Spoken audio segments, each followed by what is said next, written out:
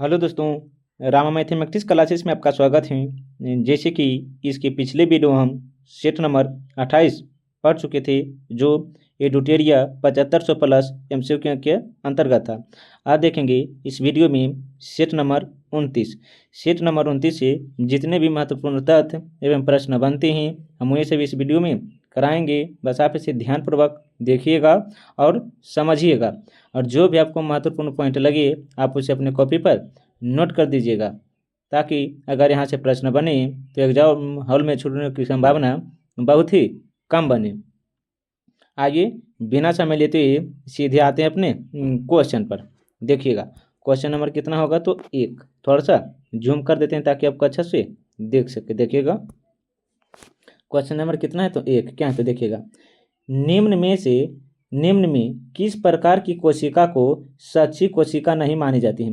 किस प्रकार की कोशिका को सच्ची कोशिका नहीं मानी जाती है? तो याद रखिएगा, प्लेटलेट्स को सच्ची कोशिका नहीं मानी जाती है। ऑप्शन नंबर बी होगा। क्वेश्चन नंबर दूसरा देखिएगा, क्या तो डीएनए फिंगर प्रिंटिंग के जनक निम्न में से कौन है? डीएन फिंगर प्रिंटिंग के जनक कौन है? तो याद रखिएगा, दो का होगा एलेक जेफरिस है। एलेक जेफरिस, ऑप्शन नंबर डी होगा। क्वेश्चन नंबर तीसरा देखिएगा, क्या तो डायस्टोल प्रक्रिया के दौरान क्या होता है? डायस्टोल प्रक्रिया के दौरान क्या होता है? तो देखिएगा इसका जो होगा ऑप्शन नंबर डी, हृदय रक्त से भरा होता है। हृदय जो है रक्त से भरा होता है। ऑप्शन नंबर डी होगा। क्वेश्चन नंबर चौथा देखिएगा, क्या तो निम्न में किसका प्रयोग प्रोबायोटिक के रूप में किया जाता है? किसका प्रयोग प्रोबायोटिक के रूप में किया जाता है? तो क्वेश्चन नंबर 4 का जो होगा ऑप्शन नंबर सी, लैक्टोबेलिसिस। लैक्टोबेलिसिस, यहाँ पे से ध्यान से याद रखिएगा। क्वेश्चन नंबर 5वां क्या है तो देखिएगा, मानव तंत्र में इंसुलिन किसका उपापचय को नियंत्रित करता है? तो क्वेश्चन नंबर 5 का जो होगा ऑप्शन नंबर डी होगा, कार्बोहाइड्रेट। क्वेश्चन नंबर 6 देखिएगा, क्या है तो निम्न में कौन सी अपचायक शर्करा का उदाहरण नहीं है? निम्न में से कौन सा अपचायक शर्करा का उदाहरण नहीं है? तो क्वेश्चन नंबर 6 का जो होगा ऑप्शन नंबर बी, सुक्रोज होगा। कौन तो सुक्रोज होगा। क्वेश्चन नंबर 7वां देखिएगा, अनावृत बीजों में परागण संपन्न किसके द्वारा होता है? परागण संपन्न किसके द्वारा होता है? तो याद रखिएगा, वायु द्वारा। किसके द्वारा? तो वायु द्वारा। ऑप्शन नंबर बी होगा। क्वेश्चन नंबर देखिएगा, क्या होगा तो 8वां, कशेरुकी एवं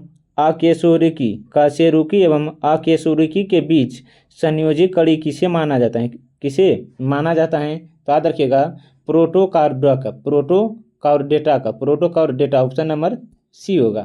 क्वेश्चन नंबर देखिएगा कितना होगा तो देखिएगा, समांतर प्रतिरोध वाले सर्किट का प्रभावी प्रतिरोध कैसा होता है? समांतर प्रतिरोध वाले सर्किट का प्रभाव प्रतिरोध कैसा होता है? तो क्वेश्चन नंबर 9 का जो होगा ऑप्शन नंबर ए होगा, व्यक्तिगत प्रतिरोध से कम होता है। व्यक्तिगत प्रतिरोध से कम होता है। क्वेश्चन नंबर कितना तो देखिएगा 10वां, क्या है तो निम्न में किस तरंग को ऊष्मा तरंग भी कहा जाता है? निम्न में से किस तरंग को ऊष्मा तरंग भी कहा जाता है? तो इन्फ्रारेड किरण। ऑप्शन नंबर सी होगा। ऑप्शन नंबर सी होगा। क्वेश्चन नंबर देखिएगा कितना होगा तो 11। क्वेश्चन नंबर 11 क्या है तो देखिएगा, एक मिनट। 20 की घटना किसमें उत्पन्न होती है? 20 की घटना किसमें उत्पन्न होती है? तो याद रखिएगा, ध्वनि में। किसमें होती है? तो ध्वनि में। ऑप्शन नंबर ए होगा। क्वेश्चन नंबर 12 देखिएगा। क्वेश्चन नंबर क्या तो 12, सूची 1 और सूची 2 को मिलाइए। देखिएगा तो क्वेश्चन नंबर 12 जो होगा, क्या तो देखिएगा, भंजन। क्या है तो भंजन जो है रबर है। भंजन क्या है तो रबर है। आप इसे ध्यान से याद रखिएगा। इसके अलावा है प्रगलन। क्या है तो प्रगलन जो है तांबा है। प्रगलन क्या है तो तांबा है। आप इसे ध्यान से याद रखिएगा। इसके अलावा जो है देखिएगा, खाद क्या तो खाद वसा। क्या तो खाद वसा जो है हाइड्रोजनीकरण है, हाइड्रोजीकरण है। क्या तो वल्गीनीकरण पेट्रोलियम है, वल्गरीकरण के पेट्रोलियम है। इसका होगा option number B, option number B. Question number देखिएगा 13 क्या है तो इंसुलिन हार्मोन में इंसुलिन हार्मोन में पॉलीपेप्टाइड श्रृंखला किस बंध द्वारा जुड़ी होती हैं, किस बंध द्वारा जुड़ी होती हैं? तो क्वेश्चन नंबर 13 जो होगा टाइसफाइड बंध, ऑप्शन नंबर डी होगा। क्वेश्चन नंबर 14 देखिएगा, क्वेश्चन नंबर 14 क्या तो फसलों पर डीडीटी के छिड़काव से क्या प्रदूषित होता है? फसलों पर डीडीटी के छिड़काव से क्या प्रदूषित होता है? तो याद रखिएगा क्वेश्चन नंबर 14 जो होगा वायु, मृदा तथा जल, ऑप्शन नंबर बी होगा। क्वेश्चन नंबर 15 देखिएगा क्या है, क्वेश्चन नंबर 15 सूची 1 और सूची 2 को मिलाए तो देखिएगा एंजेल जलप्रपात कहाँ तो वेनेजुएला में है, एंजेल जलप्रपात कहाँ तो वेनेजुएला में है। आगे क्या तो योसेमिटी जलप्रपात जो है कैलिफोर्निया में, कहाँ है तो कैलिफोर्निया में है। निर्याग जलप्रपात जो है युगांडा जनजाति तथा केनिया में है, ये भी सही है। विक्टोरिया जलप्रपात यूएस और क्या तो कनाडा में, यूएस और क्या तो कनाडा में, पे से ध्यान से याद रखिएगा। 1 मिनट देखिएगा, 1 का 1 सही है, 2 का बी भी सही है, 4 का सी होगा, 4 का क्या होगा तो सी होगा, 4 का क्या होगा तो सी होगा। देखिएगा 4 का क्या तो सी है। क्या तो विक्टोरिया जलप्रपात युगांडा जनजाति केनिया में, युगांडा जनजाति केनिया में, इसका ऑप्शन नंबर क्या होगा तो ए होगा, ऑप्शन नंबर ए होगा। क्वेश्चन नंबर देखिएगा 16 क्या है तो निम्न में से कौन सी भूकंपीय तरंग को पृष्ठीय तरंग कहा जाता है? कौन सी भूकंपीय तरंग को पृष्ठीय तरंग भी कहा जाता है? तो 16 का जो होगा कितना, क्वेश्चन नंबर 16 जो होगा ऑप्शन नंबर डी, यल तरंग को कहते हैं, यल तरंग को कहते हैं। क्वेश्चन नंबर 17 देखिएगा भारत की कौन सी झील विविधकर्णी गतिविधियों का परिमाण है? भारत की कौन सी झील विविधकर्णी गतिविधियों का परिमाण है? तो क्वेश्चन नंबर 17 जो होगा वुलर झील है, कौन है तो वुलर झील, ऑप्शन नंबर ए होगा, option number A. Question number देखिएगा 18 क्या है तो धौली गंगा नदी के निकट कौन सा प्रमुख पर्वत स्थित है? कौन सा प्रमुख पर्वत स्थित है? तो क्वेश्चन नंबर 18 जो होगा नंदा देवी है, कौन है तो Nanda Devi, option number B है। क्वेश्चन नंबर 19 में देखिएगा निम्नलिखित में कौन मृदा संरक्षण की एक विधिक नहीं है? कौन मृदा संरक्षण की एक विधिक नहीं है? तो याद रखिएगा और क्या तो ओवर थ्रेजिंग है, ऑप्शन नंबर सी होगा, option number C. Question number 20 में देखिएगा क्या है तो जब कोई व्यक्ति किसी भूमध्य रेखा से ध्रुवों की ओर बढ़ता है तो वह देखता है तो याद रखिएगा क्वेश्चन नंबर 20 का जो होगा देशांतरों के बीच की दूरी में कमी, ऑप्शन नंबर सी, केवल 3 होगा।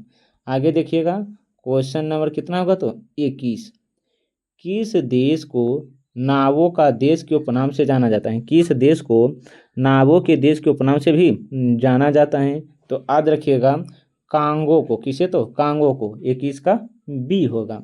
आगे देखिएगा क्वेश्चन नंबर 22 निम्न में से कौन सा अनुच्छेद विदेशियों नागरिकों को भी अधिकार प्रदान करता है? कौन सा अनुच्छेद जो है विदेशी नागरिकों को अधिकार भी प्रदान करता है? तो याद रखिएगा अनुच्छेद 28 है। क्वेश्चन नंबर 23 क्या है तो देखिएगा भारतीय संविधान का कौन सा अधिकार गैर नागरिकों को भी उपलब्ध है? कौन सा अधिकार जो है गैर नागरिकों को भी उपलब्ध है? संवैधानिक निराकरण का अधिकार, ऑप्शन नंबर सी होगा। क्वेश्चन नंबर 24 है क्या तो देखिएगा संसद की निम्न समितियों में किसकी संख्या सर्वाधिक होती है? किसकी संख्या सर्वाधिक होती है? तो देखिएगा क्वेश्चन नंबर 24 का जो होगा ऑप्शन नंबर सी होगा प्राक्कलन समिति, कौन होगा तो प्राक्कलन समिति। क्वेश्चन नंबर देखिएगा यह तो प्राक्कलन समिति आप जानते हैं कि प्राक्कलन समिति में कुल कितने सदस्य होते हैं? तो याद रखिएगा प्राक्कलन समिति में कुल 30 सदस्य होते हैं। इनका जो कार्यकाल होता है 1 वर्ष के लिए चुना जाता है। कितना? तो 1 वर्ष के लिए चुना जाता है। अब कुल जो सदस्य होते हैं प्राक्कलन समिति में कुल लोकसभा से होते हैं। कहाँ से? तो लोकसभा से। और लोकलेखा समिति, क्या बोले हैं? लोकलेखा समिति जो है इसमें 22 सदस्य होते हैं। कितना? तो 22 सदस्य होते हैं, जिसमें से देखिएगा 22 सदस्य होते हैं, 15 लोकसभा से और 7 राज्यसभा से। इनका भी कार्यकाल कितना? तो 1 वर्ष होता है। कितना? तो 1 वर्ष। क्वेश्चन नंबर देखिएगा कितना होगा? तो 25। क्या? तो पथ कर एवं विद्युत कर किस सूची का विषय है? पथ कर एवं विद्युत कर किस सूची का विषय है? तो याद रखिएगा क्वेश्चन नंबर 25 का जो होगा बी है। पथ कर और विद्युत कर राज्य सूची का विषय है, राज्य सूची का विषय है। आगे क्या? तो देखिएगा अस्थायी मित्यत्व समिति के नाम से किस समिति को भी जाना जाता है? किस समिति को भी जाना जाता है? तो याद रखिएगा प्राक्कलन समिति। किसे? तो प्राक्कलन समिति। ऑप्शन नंबर बी होगा। क्वेश्चन नंबर 27 देखिएगा क्या? तो राष्ट्रपति पर महाभियोग की प्रक्रिया के संबंध में निम्न में से कौन सा कथन सही नहीं? राष्ट्रपति के बारे के महाभियोग के बारे में कौन सा कथन सही नहीं है? तो देखिएगा संसद की एक अर्ध न्यायिक प्रक्रिया है, ये सही है। राष्ट्रपति को कम से कम 6 सप्ताह पूर्व सूचना दी जाती है, ये गलत है। संकल्प प्रस्ताव सदन के कुल सदस्यों के कम से कम 1/4 होता है, ये सही है। संकल्प प्रस्ताव द्वारा संसद के कुल सदस्यों को कम से कम 2/3 बहुमत है, ये भी सही। तो इसका क्या होगा? ऑप्शन नंबर बी होगा। क्वेश्चन नंबर देखिएगा आगे कितना होगा? तो 28। क्वेश्चन नंबर 28 क्या है? तो देखिएगा 1 मिनट देखिए क्वेश्चन नंबर कितना है? तो 28। जिला स्तर निकाय को लोकतांत्रिक विकेंद्रीकरण में महत्वपूर्ण स्थान देने का सुझाव किस समिति ने दिया था? किस समिति ने दिया था? तो याद रखिएगा इसका जो होगा GB की राव समिति है, GB की राव समिति है। ऑप्शन नंबर डी होगा। ऑप्शन नंबर डी होगा। आगे क्या? तो ऋग वैदिक कालीन समाज में क्या? तो लागल शब्द का प्रयोग किया गया था। ऋग वैदिक काल समाज में लागल शब्द का प्रयोग किया गया था। तो 29 का जो होगा ये होगा क्या? तो हल ने। क्या? तो हल। आगे देखिएगा क्वेश्चन नंबर क्या होगा? तो 30। क्षणिकवाद का संबंध निम्न में से किस धर्म या दर्शन से? क्षणिकवाद का संबंध किस धर्म से है? तो याद रखिएगा बौद्ध धर्म से है। किस धर्म से है? तो बौद्ध धर्म से है। हड़प्पा सभ्यता के मेहरगढ़ में किस प्रकार के घेरों के अवशेष प्राप्त हुए हैं? किस प्रकार के घेरों के अवशेष प्राप्त हुए हैं? तो वर्गाकार और आयताकार। वर्गाकार और आयताकार। क्वेश्चन नंबर देखिएगा 32 क्या? तो देखिएगा वैदिक सिद्धांतों के अनुसार निम्न में से कौन सा कथन गलत है? कौन सा कथन गलत है वैदिक सिद्धांतों के अनुसार? देखिएगा ब्राह्मणों की उत्पत्ति पुरुष के कानों से हुई है, ये गलत है। क्षत्रियों की उत्पत्ति पुरुष की भुजाओं से होगा, ये भी सही है। शैव की उत्पत्ति पुरुष की जंघाओं से हुए, ये भी नहीं सही है, ये भी सही है। तो 32 का जो होगा 32 का जो हमें गलत को चुनना था, तो देखिएगा इसका ऑप्शन नंबर ए होगा। इसका option number A. Question number देखिएगा 33 क्या है? तो अशोक ने अपने क्षेत्र में सामाजिक समस्याओं को हल करने हेतु किसे नियुक्त किया था? किसे नियुक्त किया था? तो याद रखिएगा 33 का जो होगा धम्म महामात्र को। किसे? तो धम्म महामात्र को। Option number B. Question number 34 देखिएगा सूफी विचारधारा में तर्क ए दुनिया का क्या अर्थ है? सूफी विचारधारा में तर्क ए दुनिया का क्या अर्थ है? तो क्वेश्चन नंबर 34 का जो होगा ऑप्शन नंबर डी होगा। तो क्या? तो उद्बुद्ध विश्व क्या? तो विश्व का परित्याग। तो ऑप्शन नंबर डी, ए और बी दोनों होगा। क्वेश्चन नंबर देखिएगा कितना होगा? तो 25 सॉरी कितना होगा? तो 35। अकबर द्वारा चलाया गया सबसे बड़ा सोना का सिक्का कौन सा था? अकबर द्वारा चलाया गया सबसे बड़ा सोना का सिक्का कौन सा था? तो देखिएगा इसका जो होगा आंसर याद रखिएगा संसब था। संसब। क्या? तो संसब। ऑप्शन नंबर ए होगा। क्वेश्चन नंबर 36 क्या? तो देखिएगा बिहार के किस जिले में असहयोग आंदोलन के दौरान झंडा कांड हुआ था? बिहार के किस जिले में असहयोग आंदोलन के दौरान झंडा कांड हुआ था? तो याद रखिएगा भागलपुर जिले में, भागलपुर जिले में। आप इसे ध्यान से याद रखिएगा, ऑप्शन नंबर ए होगा। क्वेश्चन नंबर 37 देखिएगा, क्या है? उत्तरवादी मुगल शासक शाह आलम द्वितीय का वास्तविक नाम क्या था? शाह आलम द्वितीय का वास्तविक नाम क्या था? तो अली गौहर था, अली गौहर था। ऑप्शन नंबर ए होगा। क्वेश्चन नंबर 38 क्या है? तो खान अब्दुल गफ्फार खां द्वारा रचित लाल कुर्ती आंदोलन किस राष्ट्रीय आंदोलन के दौरान चलाया गया था? तो क्वेश्चन नंबर 38 का जो होगा ऑप्शन नंबर ए होगा, सवर्ण अवज्ञा आंदोलन, सवर्ण अवज्ञा आंदोलन।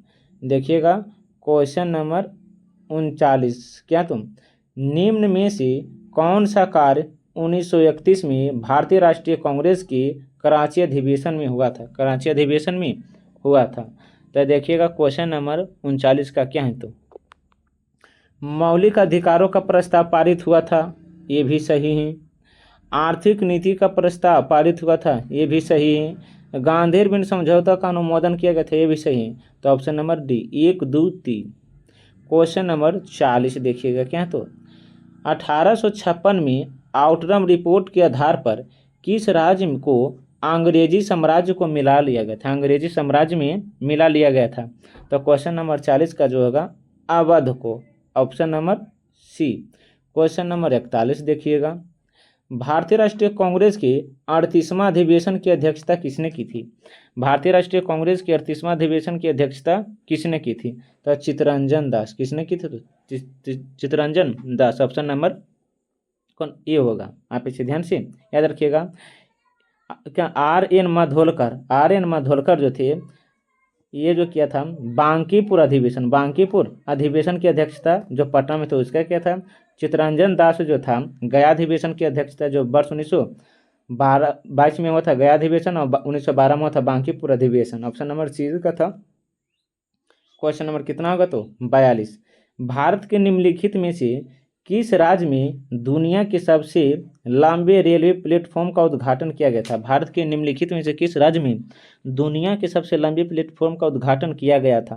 तो याद रखिएगा इसका जो आंसर होगा कर्नाटक होगा। कौन? तो कर्नाटक होगा। Option number A.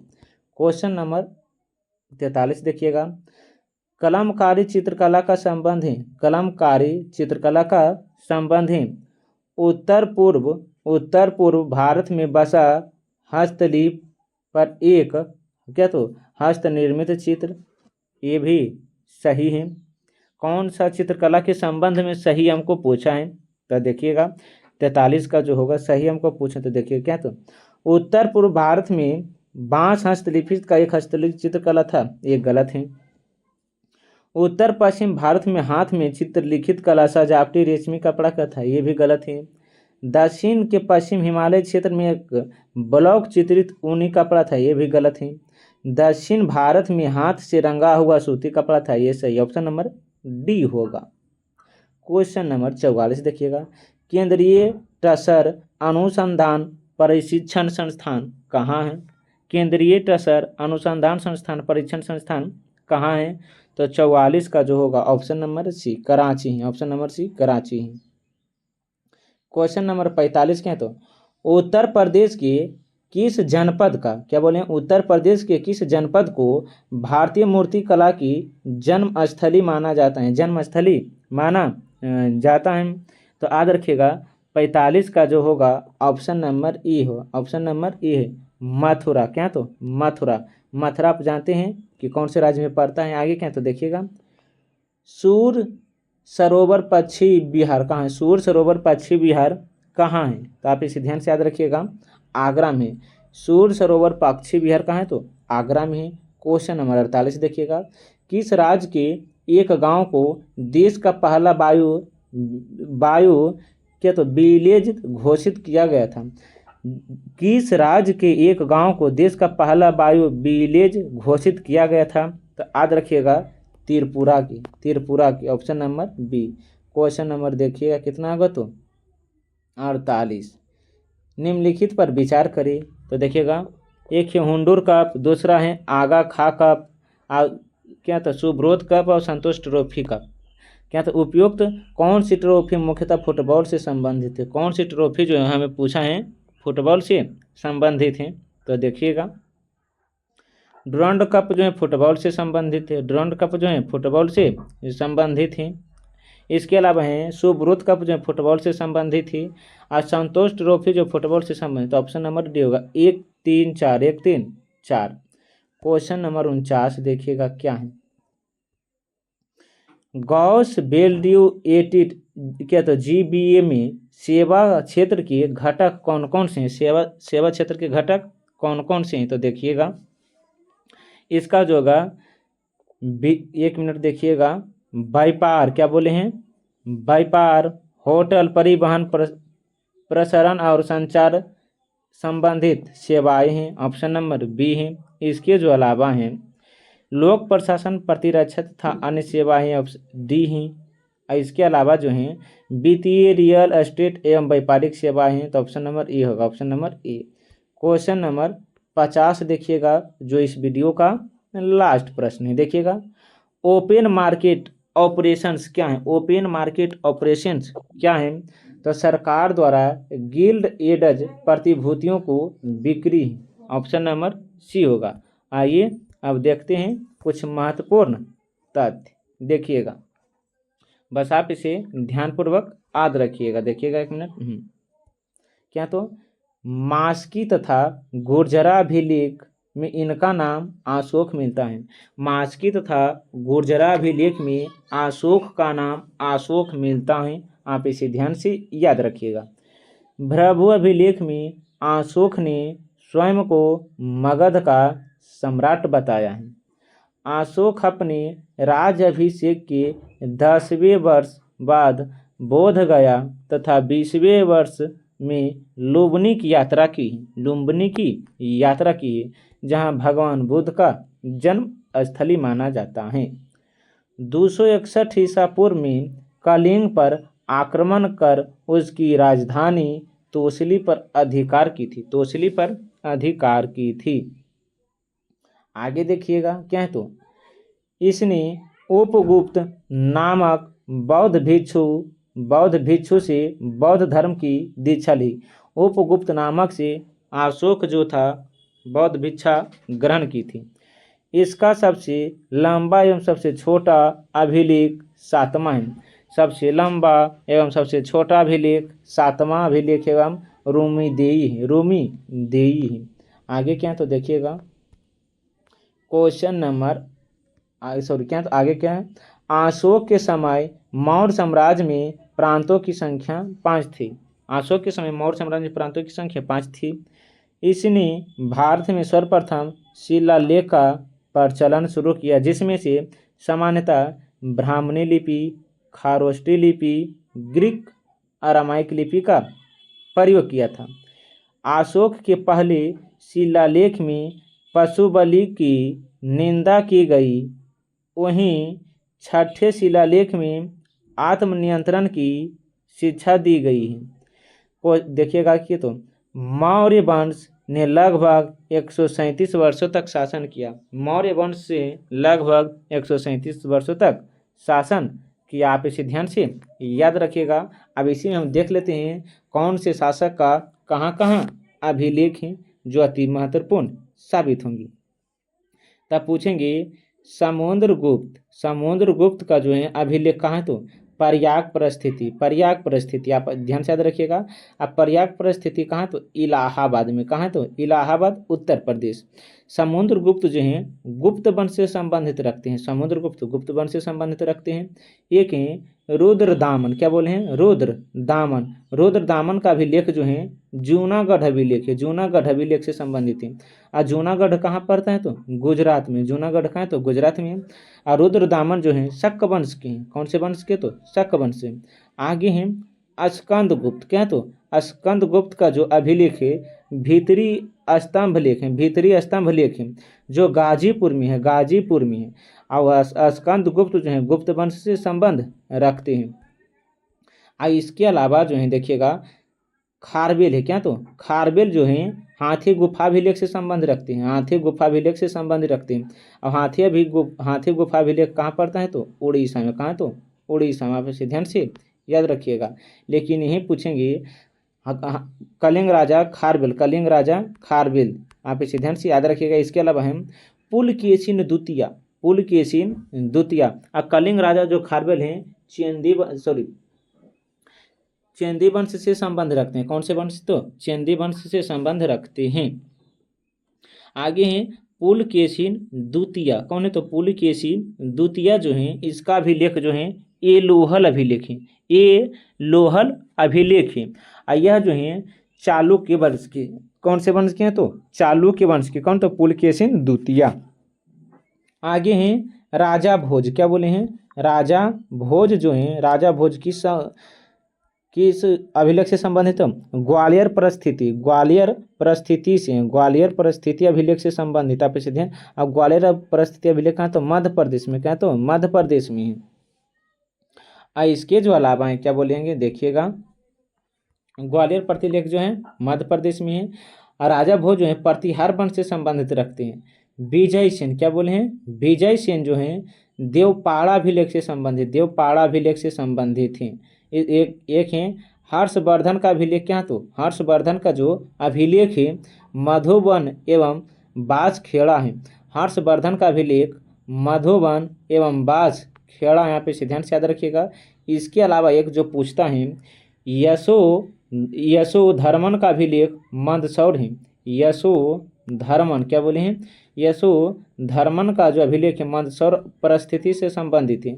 यशोवर्मन जो मालवा नरेश से संबंधित है। एक है गौतमी बलश्री का जो अभिलेख है नासिकी अभिलेख है, नासिक अभिलेख है। जो गौतमी बलश्री हैं सातवाहन वंश से संबंधित रखते हैं। कौन से वंश से, तो सातवाहन वंश से संबंधित रखते हैं। जो भी हम बताएं बस आप इसे ध्यानपूर्वक याद रखिएगा, ताकि अगर यहाँ से एक भी प्रश्न चले आए तो एग्जाम हॉल में छूटने की संभावना बहुत ही कम बने। अगर वीडियो और कंटेंट अच्छा लगता है तो वीडियो को लाइक, सब्सक्राइब, कमेंट और साथ साथ अपने दोस्तों को साथ भी शेयर कीजिएगा। अगर आपको इस वीडियो में कहीं भी त्रुटि हो तो आप बताइए, हम उसे सुधार सकते हैं। बस आप इसे ध्यान से पढ़िएगा। हम मिलेंगे एक नए वीडियो के साथ। तब तक के लिए धन्यवाद।